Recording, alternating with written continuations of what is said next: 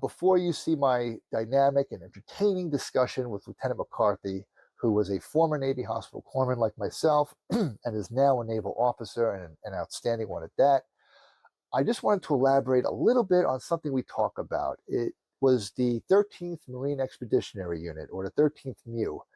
This was back in 2013. It was a deployment that we were both on together. And basically, I'm speaking in layman's terms here. It's basically a Marine battalion that is on a ship. It operates on and off a ship. You leave the ship to do a mission or to do a training evolution, and then you come back to the ship. You may be gone for a week, you may be gone for a month, 2 months. That's basically the skinny of it. And wherever you need it in the world, basically, there you are, a floating city. And I was part of Charlie Company, 1st Platoon. He was a part of headquarters. And I want to talk about 2 things about that deployment. One, the scariest training I ever did. It was a live fire exercise, and I was with my platoon in Africa. And we basically, what happens is you load your magazines. Excuse me. A magazine is what military personnel call a clip. You load a clip into a gun. It's a magazine. The magazines I was using, they carried 30 rounds or bullets. And so what they do is you load 4 or 5 or 6 of them. And at the end of the training, or at the end of each cycle, they're going to count how many rounds are left. And it has to be a certain amount that are not there, or the magazine has to be completely empty. And I was an IA, individual augmentee. I came in from Italy to attach to this unit. I did none of the pre-deployment training. I mean, I had experience with Marines in the past, but for this specific unit, I did none of the pre-deployment training. I just showed up, and here I am. And what was scary about this, because I've done live fire exercises before, but what was scary about this day was that 2 years prior, on the 11th Marine Expeditionary Unit, the 11th MEU, which is basically a very similar operation, my buddy, another corpsman, he was killed. Friendly fire. He was accidentally shot by one of his Marines on the field that I was on at that time, and it freaked me out. I was shaken. I was nervous. Not a good thing to be when you need to lose yourself and just do, right? And if you had to grade me, I probably did not pass, because I did not fire all my rounds. I did not do what I should have done. I wasn't at my best.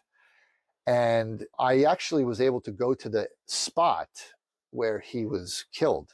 And if you're from a hot place like Arizona or Southern California, you know that the earth gets real clay-like when the sun's beating on it and it cracks. Well, in Africa, 11 degrees from the equator, the ground really gets clay-like, and the cracks are just these deep, wide cracks. And I swear, it was looking at these cracks on the spot where he went down, see the darkness between the cracks. It's almost like this, it feels like it would lead to the underworld. It's almost like you can hear, it's like Hades. You can hear the souls down there, in the underworld. It was really freaky.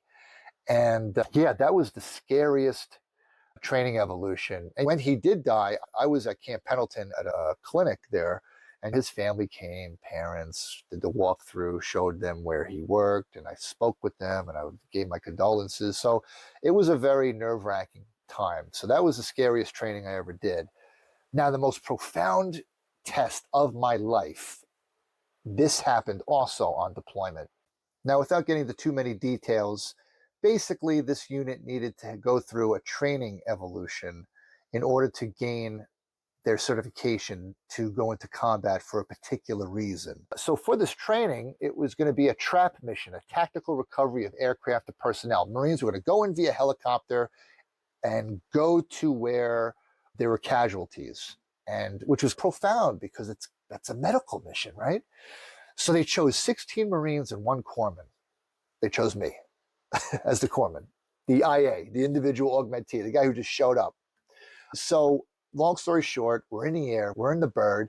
It's a Super Sea Stallion, or the Cadillac, because it's so big and spacious. I actually like them better than Ospreys. Very spacious. We also call them the shitters, because you'll be sitting down, and I don't know if it's hydraulic fluid, I don't know what it is, but this brown fluid would just drip on you the entire time. Really aggravating. Drip on your nose, drip on your forehead, drip on you ruin your uniform, this brown fluid. So anyway, I'm in the shitter with 16 Marines. Now the pilots are going to do their training they're training as well. So the training for them is they're going to refuel while in the air. So we're in the air for at least an hour.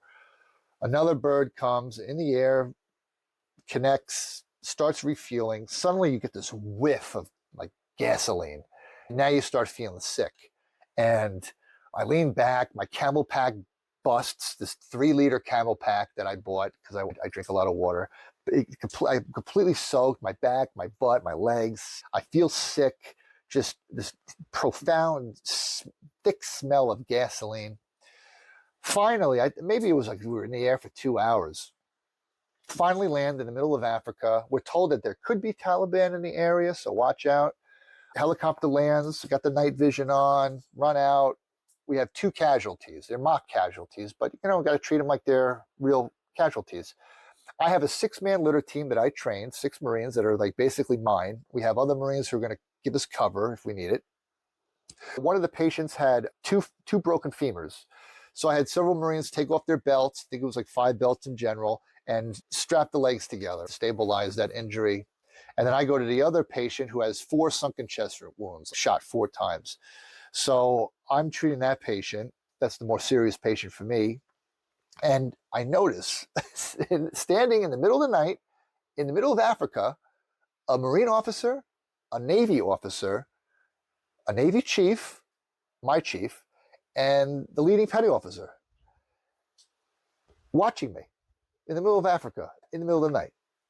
And so I was on top of my skills, though. So I do what I do. I'm told that a Air Force PJ, a pararescue jumper, they're going to come in via helicopter, land, and we're going to take their casualties to them. And they're going to land in 2 minutes. Hurry up. So the PJ lands, and this particular bird has a low tail, with the tail that ended the helicopter with the propeller. So we're advised, like, hey, don't run into that propeller. It's pitch black. There's no moon. You get your night vision. It blinks on and off because it's constantly malfunctioning. We bring the casualties on board. We manage to not get chopped up by the propeller. I give a little transfer notes to the PJ. And I'm speaking in layman's terms. So if I look like I'm fishing for words and I sound like I don't know what I'm talking about, I'm trying to speak in layman's terms. The PJ actually gives me my greatest compliment ever. He says, he tells a Marine, he runs out of the bird to tell a Marine, hey, tell Doc that he did an amazing job. I don't have to do anything. So that was great. But, and right after that, I hear in the sky, whew, there's a jet. There's a jet. Part of this training, they send a jet. Can you imagine the amount of money? It costs $10,000 an hour to keep a helicopter in the air at the time, just a helicopter. And so it was incredible. And long story short, we got our certification. And not only that, as a caveat to that, like we spent 2 days in the field where other platoons or with their corpsmen would do the same mission, and I was the guy grading them. I was the guy. And also my unit, we got to go back to the ship a couple of weeks early because we were chosen to possibly go with a Navy SEAL team to Yemen, to missions in Yemen, which Yemen's a pretty dangerous place. That was a great honor. And that was the most stupendous, most important exam I was ever a part of.